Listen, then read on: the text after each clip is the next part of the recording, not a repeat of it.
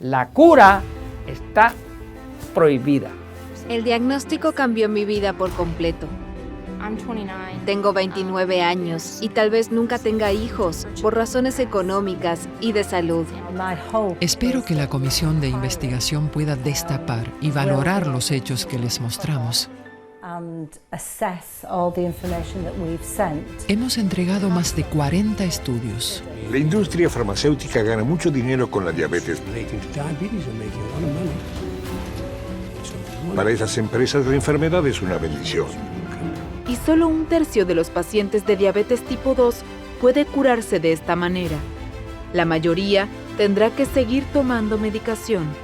Le voy a leer aquí textual lo que dijo el doctor Richard J. Roberts. Dijo, la industria farmacéutica quiere servir a los mercados de capital. Hay responsabilidades del médico, hay responsabilidades del sistema, en general de la medicina, cómo funciona, habiéndose transformado la medicina en un bien de mercado. En los años 60, con el surgimiento de la sociedad de consumo, se dispara la segunda forma de la enfermedad, la diabetes tipo 2. El estilo de vida y los hábitos alimenticios cambian.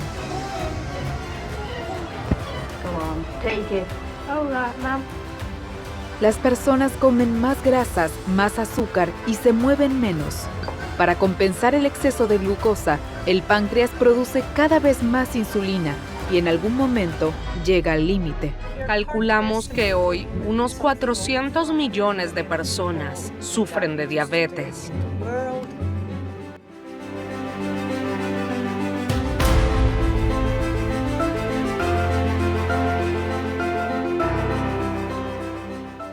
Creo que ganaremos a largo plazo. ¿Pero cuándo?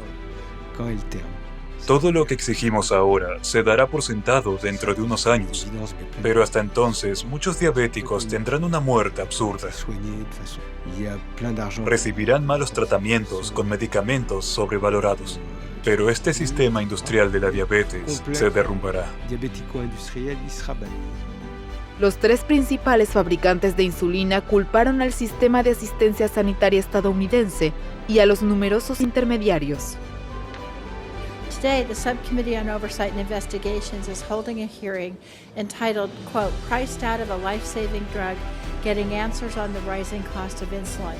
So Mr. Mason from Eli Lilly, who is making a profit from these increases in insulin prices? I think, first of all, we don't want anyone not to be able to afford their insulin. Who's making a profit with these increases in insulin prices that patients have to pay for? Our net prices, the price that we receive, are going down. Are you? Are you making a profit? Are the CEOs of your companies making these profits? Our net prices, the price we receive, has gone down since 2009. Well, somebody's making a profit. Somebody's getting richer on the backs of our patients. Mr. Langa from Novo Nordisk, what entity in this supply chain is prioritizing affordability and access of insulin for patients? Well, we'd like to think we are. I mean, we participate in as many formulators as we can. As I've mentioned, that is critically most important. We have patient assistant programs as well as copay assistant programs. So who's making a profit then? Well, our nets are going down as well, but there is a small profit. Your nets, but your overall profits for the company and CEOs have been going up, haven't they? No, our profits. Take-home pay from CEOs? Have been relatively stable. From CEO pay hasn't gone up in the past several years. His pay has increased, yes. Okay. Después de la audiencia, las 3 multinacionales se comprometen a bajar los precios para los más pobres, una medida para cuidar la imagen. Si solo piensas en los beneficios económicos, dejas de preocuparte por servir a los seres humanos. Hay series publicadas en los últimos tiempos bastante importantes que muestran que pacientes que reciben cuidados paliativos, o sea, que se les trata adecuadamente, que no es fácil el dolor, se trata sus náuseas, se trata los síntomas que pueden devenir de la enfermedad, tienen mejor en calidad y más extendida en tiempo sobrevida.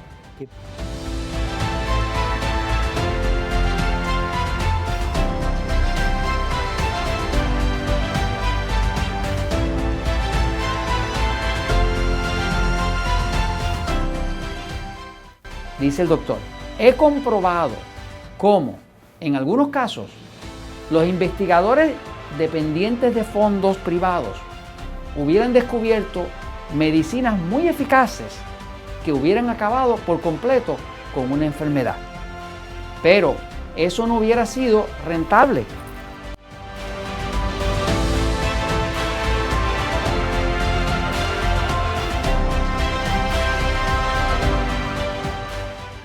La empresa comienza una campaña de prevención a gran escala con un mensaje sencillo que cualquiera puede recordar.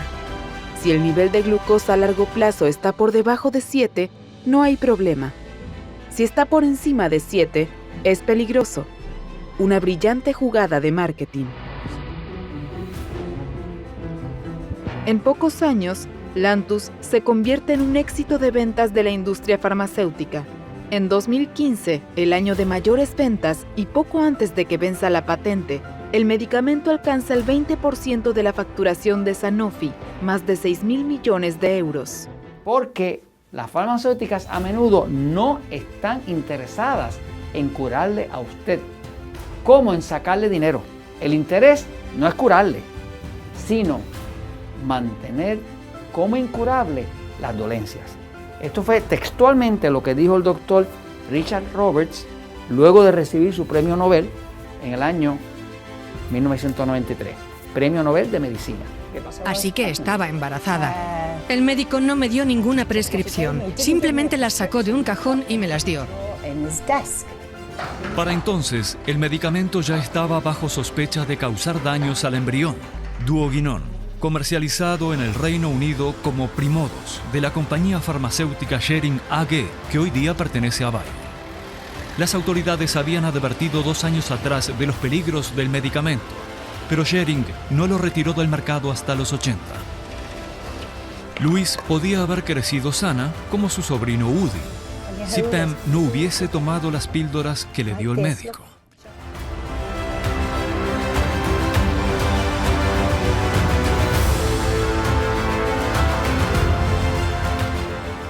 Su carrera como médico de ahí para abajo no puede haber sido muy de beneficio, porque le cayó toda la supresión encima.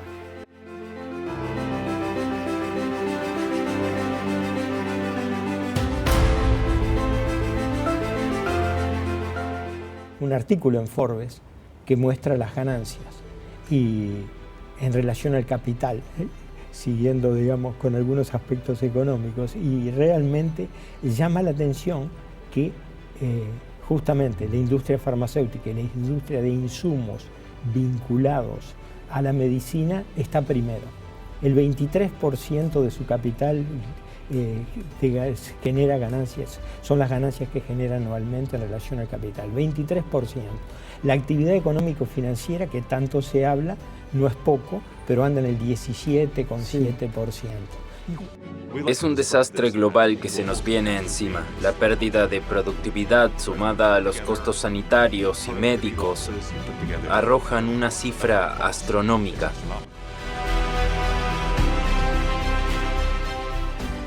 Todos ustedes deben saber que si usted quiere la salud, si usted quiere tener energía, si usted quiere disfrutar de la salud, usted necesita educarse.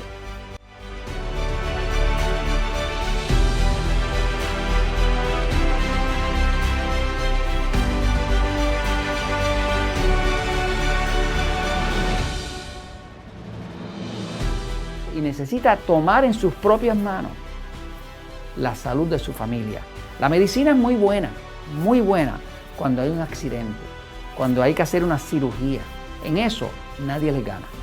Pero quiero que sepa que los médicos son víctimas del propio sistema. Los médicos son personas buenas, han jurado, han hecho un juramento hipocrático de ayudar al paciente y están tratando de hacerlo. Desgraciadamente, lo que se les enseña en la escuela de medicina no es a curar. Señores, porque curar no es negocio. Si la gente se cura, no tienen síntomas. Si no tienen síntomas, no necesitan medicamentos. Y si no necesitan medicamentos, se cayó el imperio.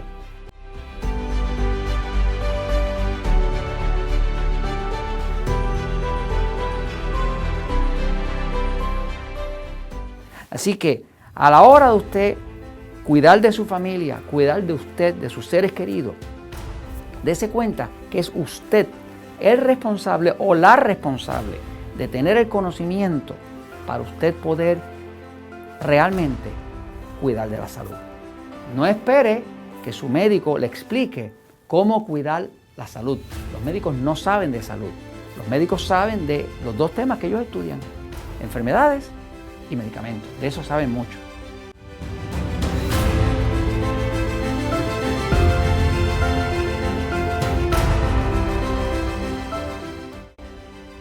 En el siglo XX, nuestra alimentación contiene cada vez más azúcar, platos precocinados, refrescos y también alimentos ricos en carbohidratos que se consumen en grandes cantidades.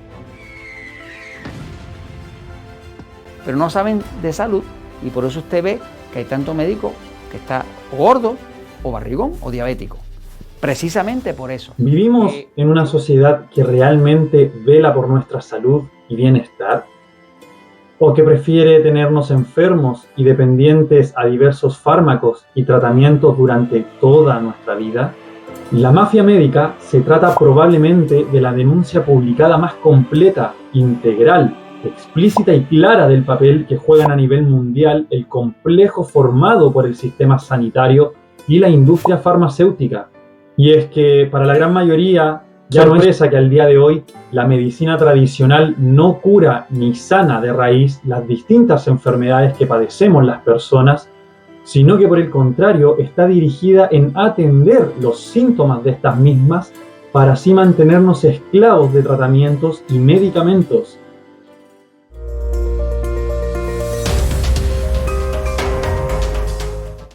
Hoy vamos a hablar de un tema que es muy controvertido, pero es importante que lo discutamos.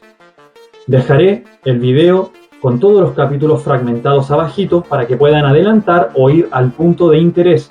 Sin embargo, de todo corazón, les recomiendo ver el video completo porque no tiene desperdicio y pueden tener una idea más general de lo que se quiere transmitir. Vamos a exponer a la medicina tradicional y su relación con la industria farmacéutica. Y para hacerlo, vamos a explorar las ideas de una mujer que ha dedicado gran parte de su vida a este tema, la doctora Ghislaine Langtot, autora del libro La Mafia Médica, cuyo libro resultó en la expulsión y desacreditación del Colegio de Médicos e incluso retirada su licencia para ejercer medicina de por vida. Es mi deber decirte que este video no busca convencer ni persuadir una opinión ni postura frente al tema. Sin embargo, es necesario ampliar y poner todo tipo de información sobre la mesa para que veas tú mismo qué resuena en tu interior y saques tus propias conclusiones. Sé y conozco a la audiencia que ve mis videos, que son un público mayor en edad biológica, pero lo son aún más álmicamente. Mi generación, hablando desde los 33 años hacia abajo, pareciera no importarle lo que sucede en el mundo actual mientras sus vidas se mantengan igual y las estadísticas no mienten. Llegó el momento de ver la verdad. Primero que nada, vamos a realizar un pequeño contexto previo a una entrevista que te quiero redactar que se le hizo a la doctora, que de verdad te va a dejar sorprendido con la cantidad de información que revela y que te va a hacer mucho sentido el por qué la Escuela de Médicos decidió tomar esta drástica decisión de incluso hacer una demanda e ir a juicio. Así mismo como lo escuchas. Y es que La Mafia Médica es un libro escrito, como dije anteriormente, por Ghislaine Langtot, que es una médica nacida en Canadá en el año 1941, con más de 25 años de experiencia trabajando en diversos países, número 1 como Francia, España y los Estados Unidos. En este libro, Ghislaine explica por qué, según su perspectiva, nuestros sistemas sanitarios occidentales están condenados al fracaso. Cito: el sistema de sanidad actual en el mundo atiende a la enfermedad, no a la salud, al tiempo que hace vulnerables a las personas al volverles ignorantes, dependientes y consumidores de fármacos. Ella argumenta que los pensamientos y las emociones, que son invisibles e impalpables, socavan insidiosamente el riguroso trabajo científico. Langtot sugiere que para mejorar nuestra salud es necesario ser más responsables y tomar el control de nuestra propia salud y vida. Según ella, acceder a lo que nos pertenece por derecho, prosperidad, salud y vida ilimitada. Significa liberarse del miedo, escuchar el alma e instaurar nuestra soberanía interior. El libro fue publicado por la editorial Vesica Piscis en 2010 y es importante mencionar que las opiniones y perspectivas de Ghislaine son polémicas y han sido objeto de críticas. ¡Qué curioso! Realiza una denuncia contundente sobre la relación a nivel mundial entre el sistema sanitario y la industria. Como te dije al inicio, estas afirmaciones fueron consideradas polémicas y resultaron en su expulsión. Qué raro, ¿no? Que cuando alguien suele ventilar públicamente una verdad, se silencia, se desacredita, se ridiculiza e inclusive llegan a desaparecer repentinamente. Y es que ¿cuántos casos en el último tiempo hemos visto similares? Y no solamente con la expulsión y la desacreditación y obviamente sacar todo el prestigio que tenía por muchos años, el Colegio de Médicos le hizo una demanda. El proceso duró 1 año y desde entonces la escritora imparte seminarios para que la gente entienda y tome conciencia de qué es el estado del alma, que al fin y al cabo es el que determina la salud mental. Cito: ¿cómo mejorar el estado de mi alma para mejorar el estado de mi cuerpo? Y es que Ghislaine es una persona común y corriente, como tú, como yo. Trabajaba y formaba parte de un sistema que le decía qué hacer, cuándo hacerlo y cómo hacerlo. Pero fue en su búsqueda de descubrir algo más que la llevó a seguir otro camino. Experimentó en su proceso toda clase de avenidas: enseñanzas, publicaciones, redacción de artículos, conferencias, creación de una asociación de empresarias. Al mismo tiempo, desarrolló varios centros de flebología en Canadá y en Estados Unidos. Y fue allí donde comprendió el negocio de la medicina. Toda esta evolución la llevó a la solución que buscaba: la soberanía individual. Se dio cuenta de que la única autoridad verdadera es interior, que la autoridad suprema, la soberanía, está en el interior de cada individuo, que tan solo la persona es soberana y divina. Y, cito: dejé entonces de pelearme con las autoridades exteriores y de querer cambiar el mundo. Terminé con mi papel de salvadora y aprendí a cambiarme a mí misma y a obedecer a mi alma y conciencia. Llegué a la conclusión que la verdadera divinidad es interior, inherente a todo. La vibración original, creadora del universo, está en el interior de cada persona y la llamé Diesa. Y en este punto del video quiero que me dejes tu opinión en la cajita de comentarios, sea cual sea, de cuál es tu apreciación sobre el sistema de salud actual en tu país. Si es que has probado la autosanación, si es que resuenas con las palabras de Ghislaine o si tienes otro punto de vista. Todo es respetable y siempre que mantengamos una empatía y tolerancia podemos obviamente opinar de distintas maneras. Y ahora vamos a repasar la entrevista realizada por Laura Jimeno Muñoz, perteneciente a Discovery Salud, y es la entrevista número 215. Esta entrevista pueden buscarla por distintos enlaces, no hay muchos canales que lo han subido y cuesta a veces encontrarlo, pero yo les voy a dejar el enlace completo de 2 entrevistas muy reveladoras. Y si este video tiene hartos likes o comentarios, llega a harto público y es de interés, les voy a traer yo mismo traduciéndole al español toda la entrevista completa, que hay una de verdad demasiado poderosa, demasiado poderosa. Comenzamos. La mafia médica se trata probablemente de la denuncia publicada más completa integral, explícita y clara del papel que juega a nivel mundial el complejo formado por el sistema sanitario y la industria farmacéutica. El libro expone por una parte la errónea concepción de la salud y la enfermedad que tiene la sociedad occidental moderna, fomentada por esta mafia médica que ha monopolizado la salud pública, creando el más lucrativo de los negocios. Además de tratar sobre la verdadera naturaleza de las llamadas enfermedades.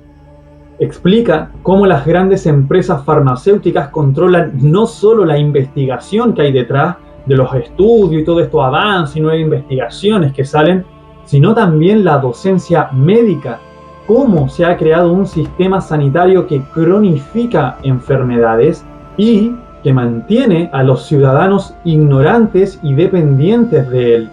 Y es que el libro es pura artillería pesada contra todos los miedos y mentiras que destrozan nuestra salud y nuestra capacidad de autorregulación natural, volviéndonos manipulables y completamente dependientes del sistema. La autora de La mafia médica acabó sus estudios de medicina en 1967, una época en la que, como ella misma confiesa, estaba convencida de que la medicina era extraordinaria y de que antes del final del siglo XX se tendría lo necesario para curar cualquier enfermedad. Solo que esa primera ilusión fue apagándose hasta el punto de extinguirse. Reportera, ¿por qué esa decepción? Porque empecé a ver muchas cosas que me hicieron reflexionar. Por ejemplo, que no todas las personas respondían a los maravillosos tratamientos de la medicina actual. Además, en aquella época entré en contacto con varios terapeutas suaves, practicantes de terapias no agresivas, que no tuvieron reparo alguno en abrirme sus consultas y dejarme ver lo que hacían. Llegué pronto a la conclusión de que las medicinas no agresivas son más eficaces, más baratas y encima tienen menores efectos secundarios. Reportera, supongo que empezó a preguntarse por qué en la facultad nadie le había hablado de esas terapias alternativas no agresivas. Así es. Luego mi mente fue más allá y empecé a cuestionarme ¿cómo era posible que se tratara de charlatanes a personas a las que yo misma había visto curar? ¿Y por qué se les perseguía como si fueran brujos o delincuentes?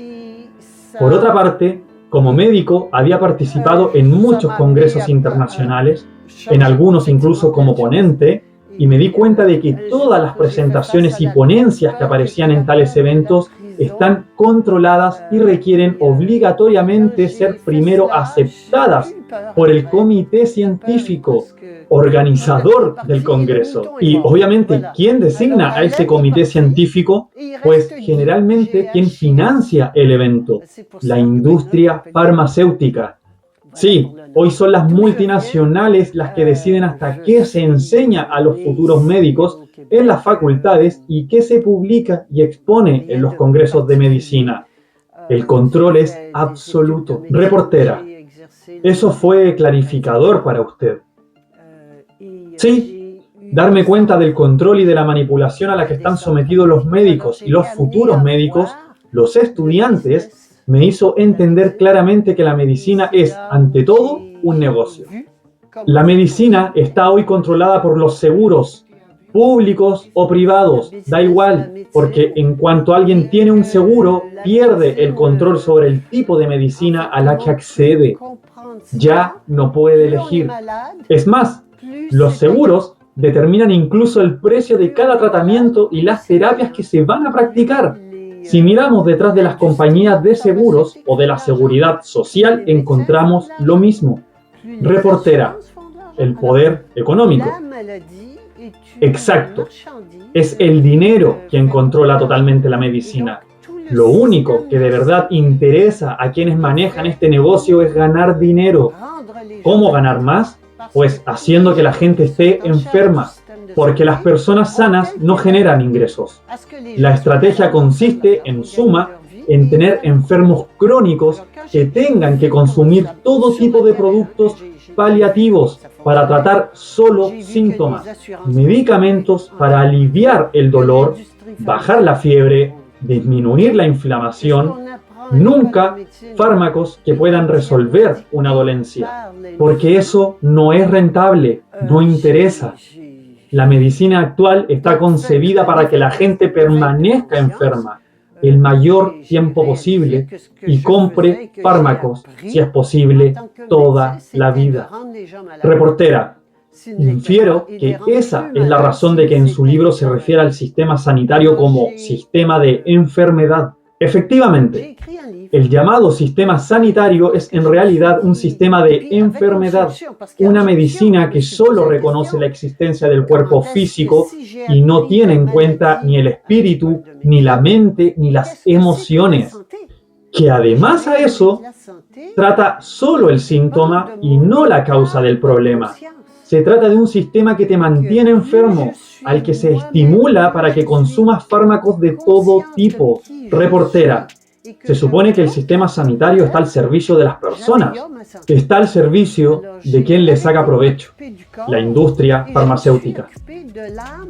De manera oficial, puramente ilusoria, el sistema está al servicio de las personas, pero oficiosamente, en la realidad, el sistema está a las órdenes de la industria, que es la que mueve los hilos y mantiene el sistema para su propio beneficio.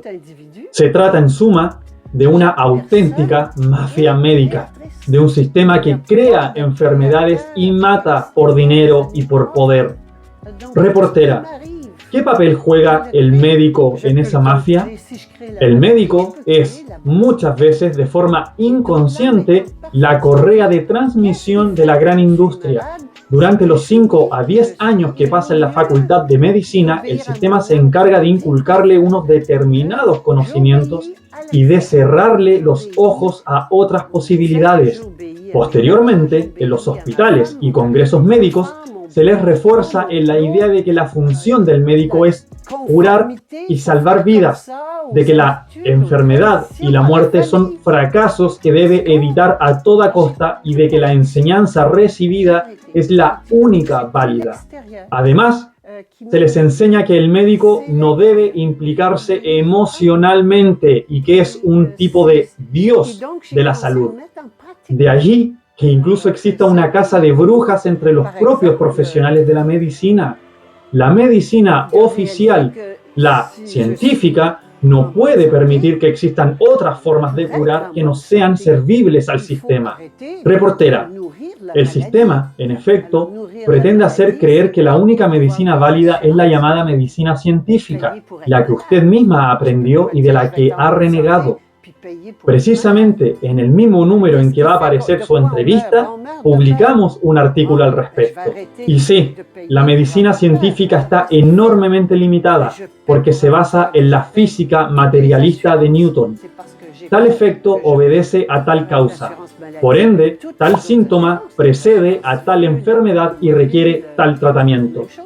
Se trata de una medicina que solo reconoce a lo que se ve, se toca o se mide y niega toda conexión entre las emociones, el pensamiento, la conciencia y el estado de salud físico.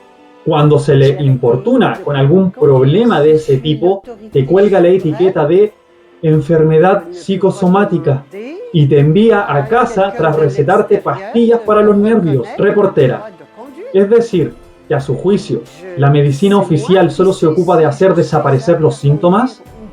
Salvo en lo que a cirugía se refiere, los antibióticos y algunas pocas cosas más, como los modernos medios de diagnóstico, sí, da la impresión de curar, pero no lo hace. Simplemente elimina la manifestación del problema en el cuerpo físico, pero este, tarde o temprano, resurge. Lamento interrumpir el vídeo, pero me gustaría hacerte una invitación a que te suscribas al canal si es que aún no lo estás, ya que con eso me ayudas mucho a poder seguir creciendo y a saber que te gusta mi contenido.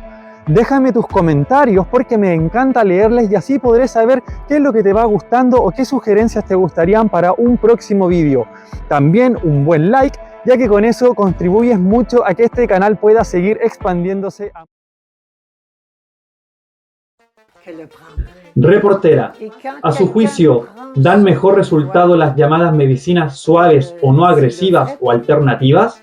son una mejor opción, porque tratan de forma holística y ayudan. Mire, cualquiera de las llamadas medicinas alternativas constituye una buena ayuda, pero son solo eso, complementos, porque el verdadero médico es uno mismo. Cuando uno es consciente de su soberanía sobre la salud, deja de necesitar terapeutas.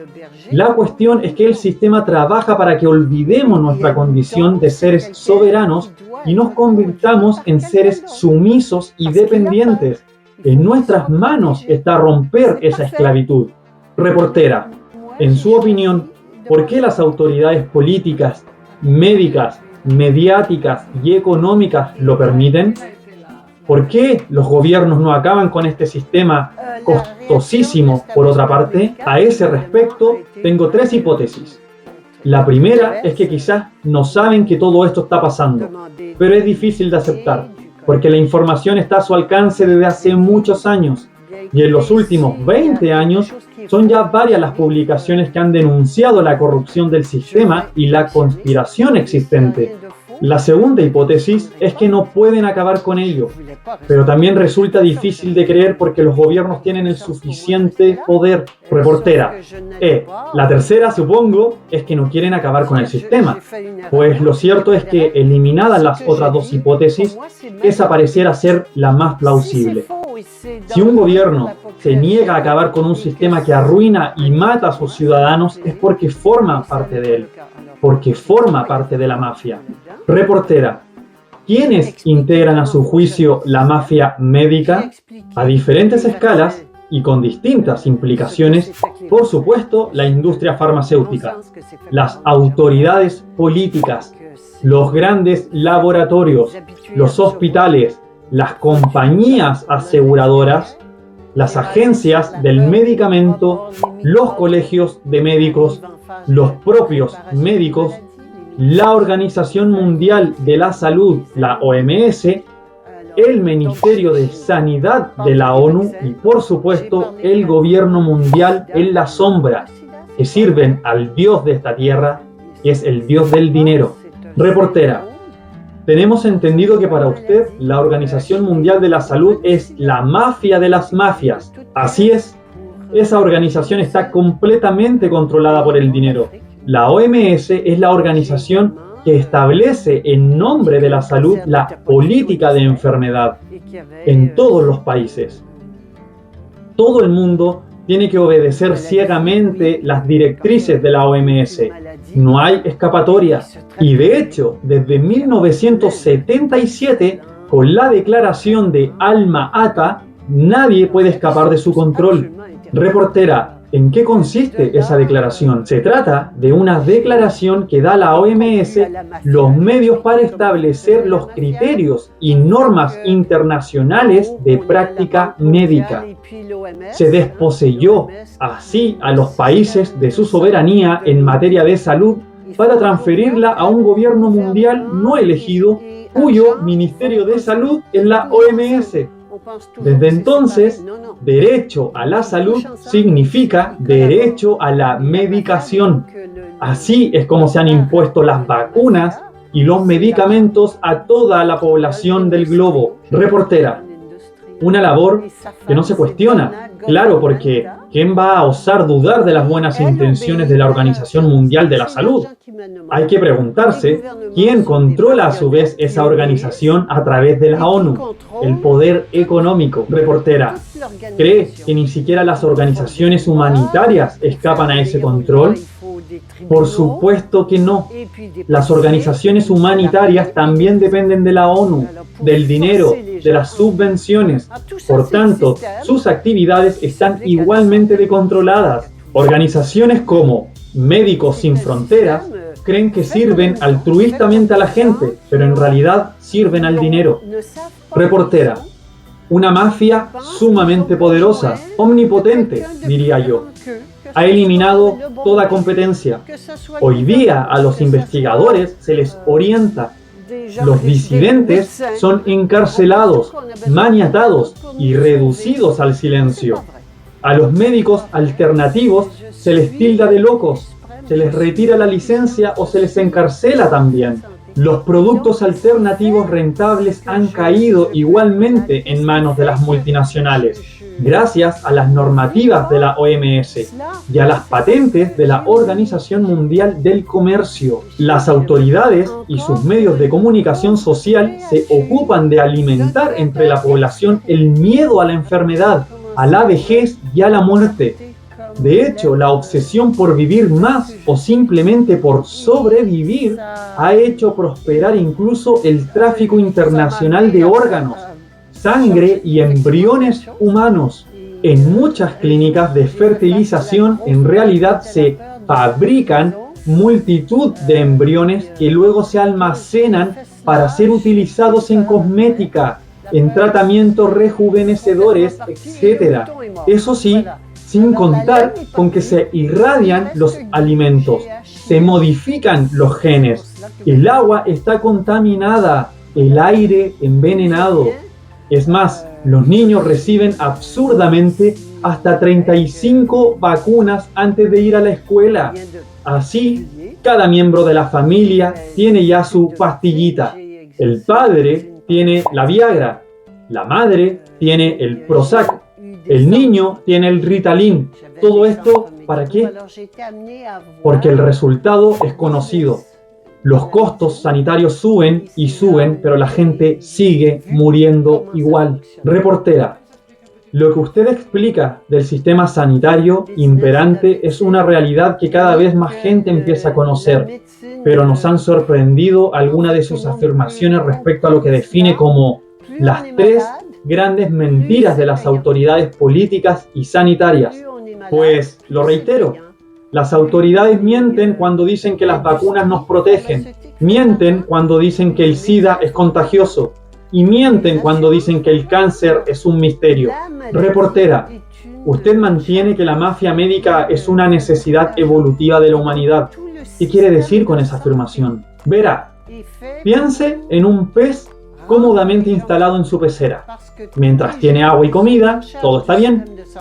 Pero si le empieza a faltar el alimento y el nivel del agua desciende peligrosamente, el pez decidirá saltar fuera de la pecera buscando una forma de salvarse. Bueno, pues yo entiendo que la mafia médica nos puede empujar a dar ese salto individualmente. Eso sí, habrá mucha gente que preferirá morir a saltar. Reportera, para dar ese salto es preciso un nivel de conciencia determinado. Sí, creo que se está elevando mucho y muy rápidamente. La información que antes se ocultaba ahora es pública, que la medicina mata personas, que los medicamentos nos envenenan, etc. La mafia médica se desplomará como un castillo de naipes cuando un 5% de la población pierda su confianza en ella. Basta que ese porcentaje de la población mundial sea consciente y conectado con su propia divinidad. Entonces, decidirá escapar de la esclavitud a la que la tiene sometida la mafia y el sistema actual se derrumbará. Tan sencillo como eso. Reportera, ¿en qué punto cree que estamos? Pues no sabría cuantificarlo. Pero pienso que probablemente en menos de 5 años todo el mundo se dará cuenta ya de que cuando va al médico va a un especialista de la enfermedad y no a un especialista de la salud. Dejar a un lado la llamada medicina científica y la seguridad que propone para ir a un terapeuta es ya un paso importante. También lo es perder el respeto y la obediencia ciega al médico. El gran paso es decir no a la autoridad exterior y decir sí a nuestra autoridad interior.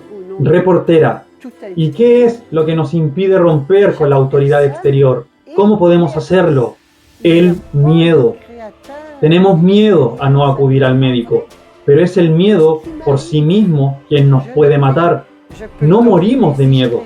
Se nos olvida que la naturaleza humana es divina, concebida para comportarnos como dioses. ¿Desde cuándo los dioses tienen miedo? Cada vez que nos comportamos de manera diferente a la de un dios, nos ponemos enfermos. Esa es la realidad. Reportera, ¿qué crees que pueden hacer los medios de comunicación para contribuir a la elevación de la conciencia en esta materia? Pues informar sin intentar convencer. Decir lo que sabéis. y dejar a la gente hacer lo que quiera con la información, porque intentar convencerles sería imponer otra verdad y de nuevo estaríamos en otra guerra. Se necesita solo dar referencias, basta decir las cosas. Luego, la gente las escuchará si resuenan en ellos. Si su miedo es mayor que su amor por sí mismos, dirán, eso es imposible. En cambio, si tienen abierto el corazón, escucharán y se cuestionarán sus convicciones. Es entonces, en ese momento, cuando quieran más, cuando se les puede dar más información. ¡Wow! Y es que en última instancia, toda esta información da mucho para reflexionar, cuestionarnos y detenernos también un poco en pensar a quiénes estamos entregando realmente nuestra salud, nuestro bienestar y nuestro dinero. Como dije, yo te expongo toda la verdad, la información, pero eres tú quien finalmente decide qué hacer. Si este video te fue útil, compártelo con un amigo, con un ser querido, con un familiar, con alguien que quiera que mejore su salud y por ende su calidad de vida y expectativa de vida. Compartamos para difundir conocimiento e información que puede ser relevante para nuestros seres queridos, porque la verdad siempre triunfa.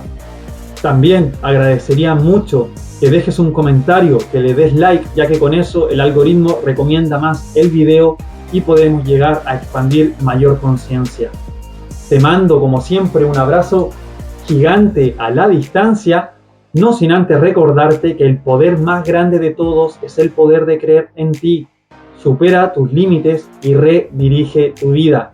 Nosotros nos estamos encontrando en un próximo video. Te quiero. Gracias por ver. Chao.